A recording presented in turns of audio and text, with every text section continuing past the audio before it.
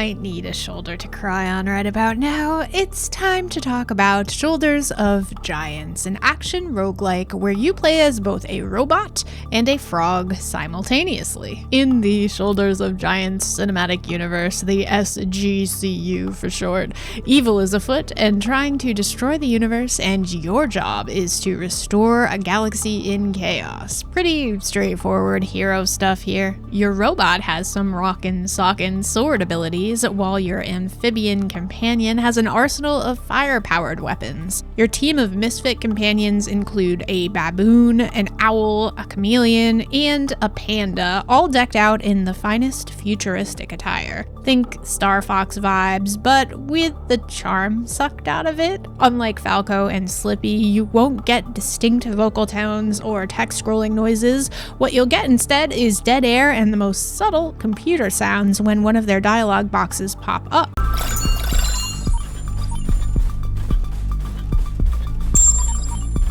A bit disappointing and doesn't exactly get you hyped up for the story. You'll have the option to play this one single or multiplayer, online only, no local co-op, but up to 4 players. Multiplayer comes with its own set of options if you manage to wrangle a friend or two that also own this game. There is normal multiplayer where you will have 2 instances of the same duo, and there is best friend mode where one player will control the overall movements and the other player will control the frog and all of his gunslinging glory. 2 things I have to say about multiplayer. The game is much more tolerable with a player 2, and I just don't see a scenario where best friend mode is your best option. First of all, since the frog wielding player has no control over movement, they are basically player 1's bitch with the insane task of trying to aim while someone else is controlling your movement. Not ideal. The developers have stated that eventually you will be able to detach your dynamic duo. However, at the time of this review, that was not an option, and as it is right now, it is just not a fun way to play the game. Even in single player mode though, controlling the frog is not my favorite. There are always enemies regenerating, and since your movement is slowed while aiming, you are basically asking to take damage if you're not careful. Both frog and robot have their own set of abilities that can be earned and equipped during combat, but even assigning these new abilities will put you in harm's way because enemies can still attack and damage you on that screen as well. Also, even if you do manage to acquire and use these abilities successfully, a lot of them are pretty useless. Specifically looking at you, garbage truck ability, WTF. Also, the dodging and quite a few of the abilities have a huge amount of blowback, so using them in the wrong spot will also make you take damage by either knocking you off a cliff or directly into an enemy. Quite frustrating to say the least. Finally, and probably most importantly, the gameplay loop itself is not fun. It's just not. I wanted to like it, but every time I entered a new planet expecting a new experience, I was just rewarded with more of the same. Take out 2 or 3 towers, find the final monolith, take out a boss, repeat the same process 2 or more times,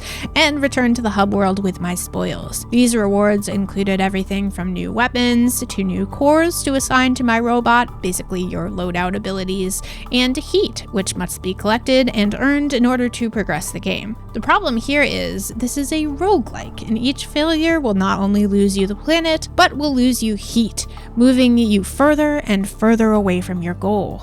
Yes, there is a skill tree you can use to upgrade your character, but even these upgrades purchased with the EXP you earn often felt negligible. The different cores were helpful, especially because I could prevent the loadout with the god-awful dash burst ability that felt more like a curse if we're being honest, but also because they could provide you things like speed boosts and additional health. You can also spend your EXP on cosmetic changes, but that always felt like a waste to spend on instead of the more practical upgrades. What can I say? I'm a practical adult. Your cohorts will have quests for you to complete, but they were always presented in a blink and you'll miss it text window or dialogue box and weren't particularly interesting or challenging, at least not in the earlier stages of the game. there's nothing inherently wrong with Shoulders of Giants. It's mostly a functional game, apart from a few glitches and bugs here and there, such as when my character got stuck doing one particular motion. I guess he did not like whatever weapon I was using. But the biggest problem I had was the gameplay loop was just not fun or compelling enough to propel me forward. The gameplay gets redundant very quickly, and there isn't an intriguing story or characters I feel connected to that would usually push me forward in these types of scenarios. I roped in a second player, and we both shared the same sentiment. Knocking down towers again and again and again doesn't make for a fun and varied experience. Graphics are bright and colorful, and even a bit impressive on the right PC. The worlds you travel to are randomly generated, and that's pretty cool for a while, but I did find myself with a bit of deja vu after what felt like a couple hours. All of the planets started to look the same. Once you've played for a little while, you start to get a feel for how these planets are set up and where you'll find the towers, and that strips away yet another layer of interest. The character art is really nice, but again, due to the lack of voice acting or unique sounds,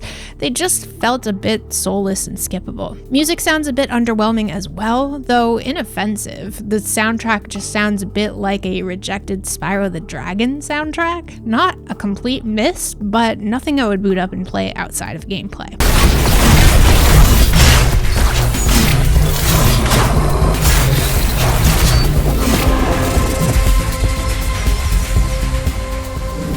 I love the co-op concept of this game, and I adore playing games like this with friends, but unfortunately, Shoulders of Giants just falls flat in the gameplay department. Ineffective controls, half-assed abilities, and a disinteresting story, at least to me, makes this one a pass. If I could offer up a bit of constructive criticism, I would keep the co-op idea and the core concept of this world, add some life to the characters via voice acting or even just some fun sounds, and create a more compelling backstory and mission structure that doesn't feel so repetitive. And you have the basis of something pretty great. For now, it remains a giant disappointment. Fee, fi, fo, thumbs down.